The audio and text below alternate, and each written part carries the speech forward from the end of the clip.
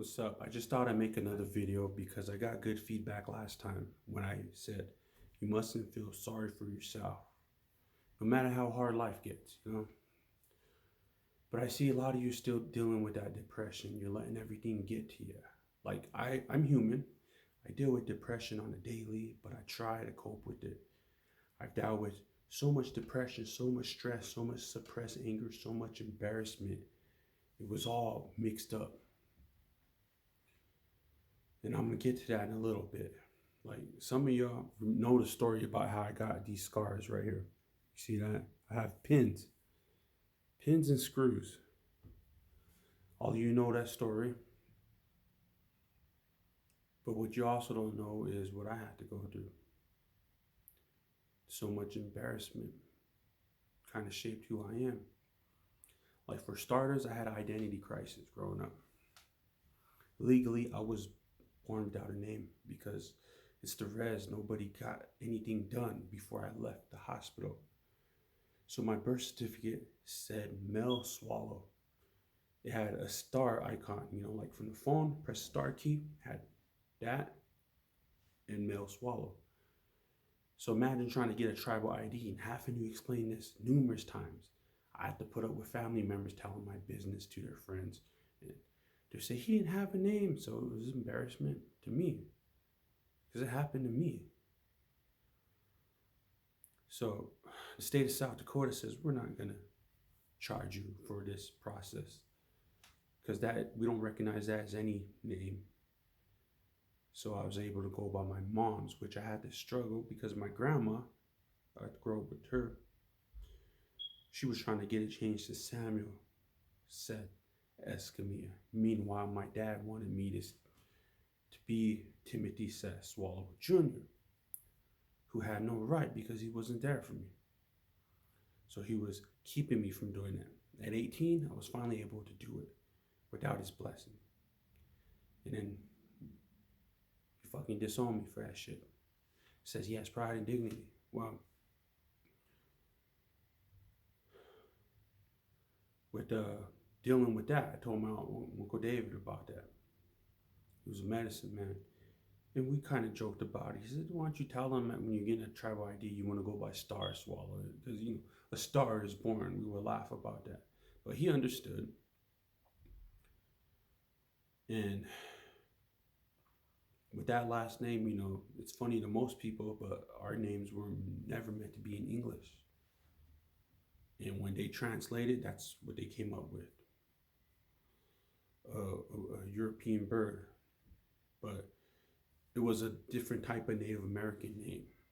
And I don't want to get into that right now, but yeah, I had to deal with that and worry about getting into fights. On top of that, I got dissed for my looks constantly. I'm aware I got a big nose, a big forehead, big lips, and I know how dark I am because I was always told you look black, you have nigger lips, you're this, you're that. Having long hair. I cut my long hair when I was 18 because I wanted to see what it felt like to have short hair. People say you look like a girl, tomboy, they say that to get under my skin.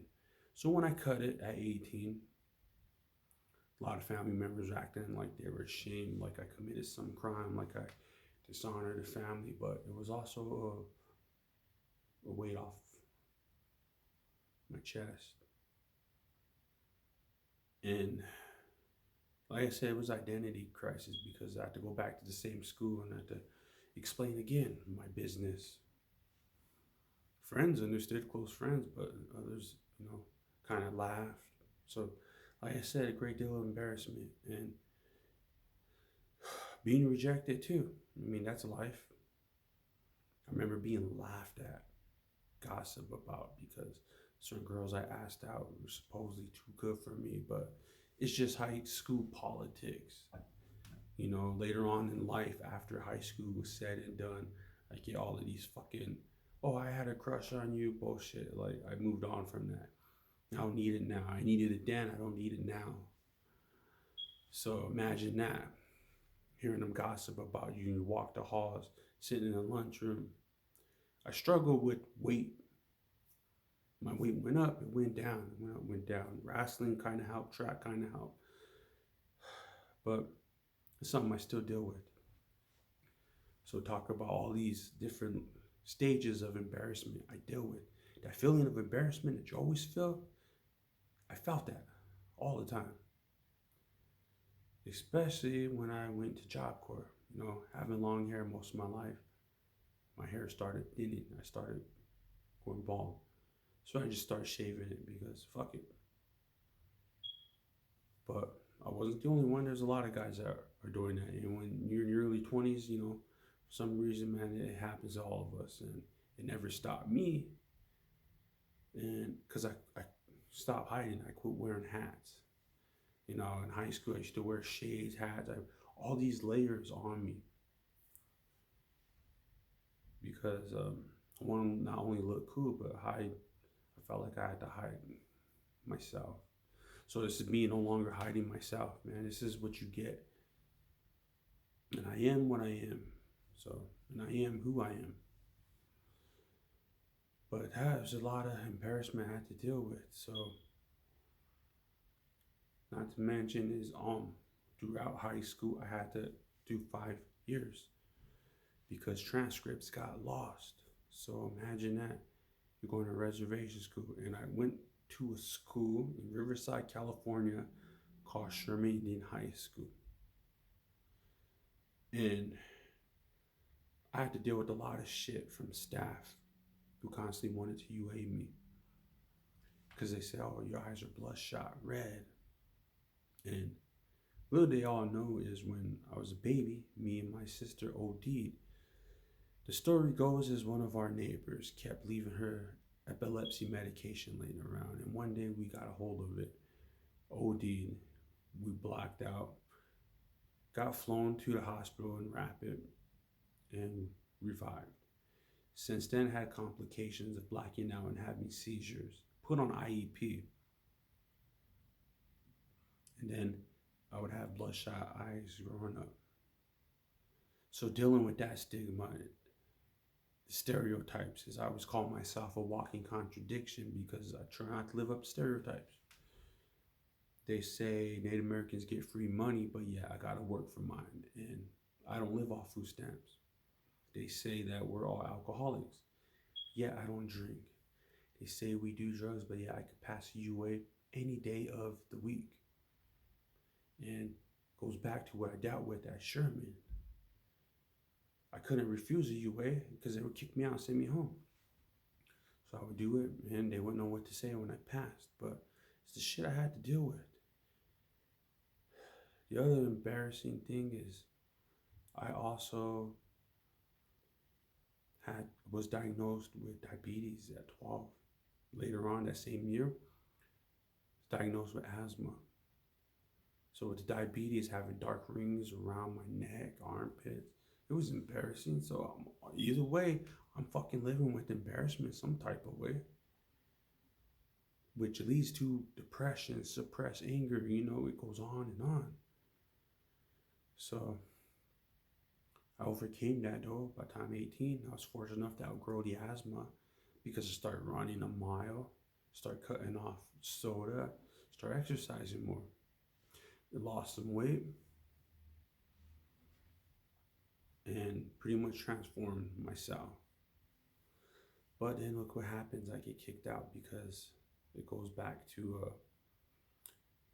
the lost transcripts. The counselor told me what went on at this school, and I told her a lot of favoritism, and I wasn't the favorite. So she says this happens at a lot of reservations throughout the country. That's why kids are here until they're 21. She says, you're not the only one. But she threatened the school that was holding my transcript. At first, they denied that I ever went there. And she kept trying. She asked me, did you? And then she says it was funny how I threatened them with a lawsuit. And I didn't know about these laws, but she told me. So I had to do that 5 years. And to make up for that, I was going to do college while I was finishing high school at the same time, which I didn't know you could do that. During that, it was a summer school thing. I stayed for summer school. And We had a free trip to San Francisco. They gave us spending money, 420s. So me and my roommate, he had 420s. We put stack all on the bed. I took a picture with it. These are the pictures that came on haunt me after that summer. The principal said I look like a drug dealer and I just made a sale. And I explained to him what that was, what the real story was. And he got mad. He goes, I'm not stupid. And then he thought about it. He goes, well, I know that, but a government person will see this. They'll think this and that. Said he told me I had a gangster face. As biggest insult I ever got. And it kind of stuck with me. Because I thought I looked cool. Because I bought the same clothes everyone else wore at the time. But when I put it on, it's a fucking problem. I put on a baseball jersey, all of a sudden it's gangster attire when it's on my body. And those are some things I had to deal with. Because within, a year later, it was bothering me. I didn't like looking in the mirror, like, what can I change? To me, there was nothing I could change. It was my face I had to deal with. Told my grandpa about it. He's like, don't think about it. Try not to think about it. It was hard not to, because when I went to another city, police started harassing me fucking weekly, once a week, stopping me, saying I look like I have warrants and saying, hey, are you a gang member? I had a cop pull a gun on me after he wanted to search me, and I'm not even dressing them thuggish. So no matter how hard I try not to, it comes. I guess I have one of those faces, and I get offended when someone says that I look like gangster, because if they say I look like gangster, they say I look like a drug dealer. That leads on to something else negative. I don't like that. So for a while, I did kind of hate myself. So imagine trying to get a job, and I ended up being homeless, staying at a homeless shelter. So that is another embarrassing moment in my life. I didn't want to bring up the old jobs I had as part of my teens, because it would lead back to the story again about why my name is this and that. So I had to say I didn't have no experience. I'm trying to get experience. And I couldn't get hired because it's the recession. So it's really embarrassing going in there and getting an interview. You don't know if they like you or not, and then they won't call you back.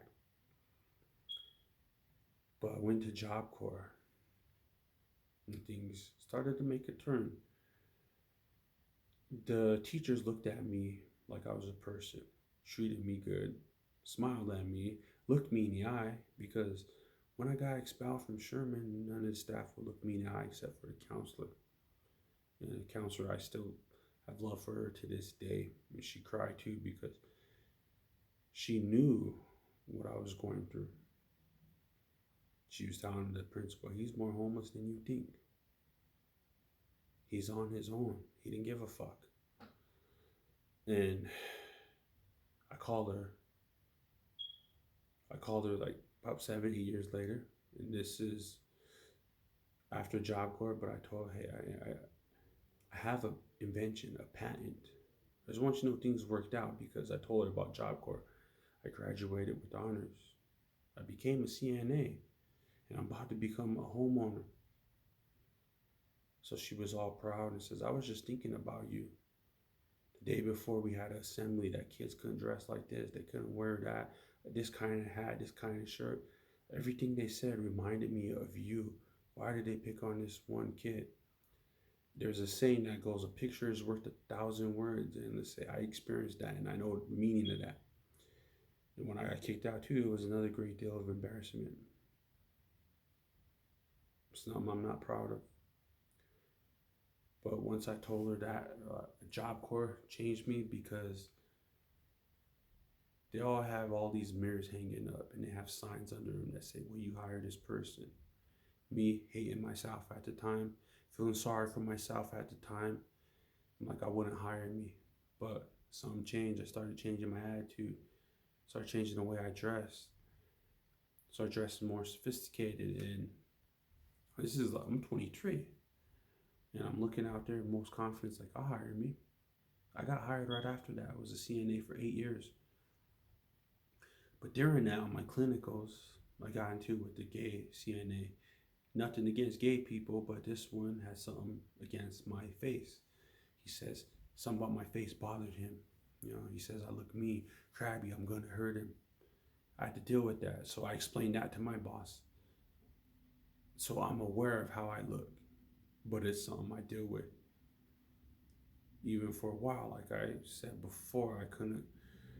It's not that I couldn't go out and eat, but I didn't like it because I would hear certain type of women whisper, "Ew, gross, he's disgusting." But for some reason, they're staring at me anyways. So I still go out. I mean, I'm starting to care less what people think because I know who I am at the end of the day, beginning of the day.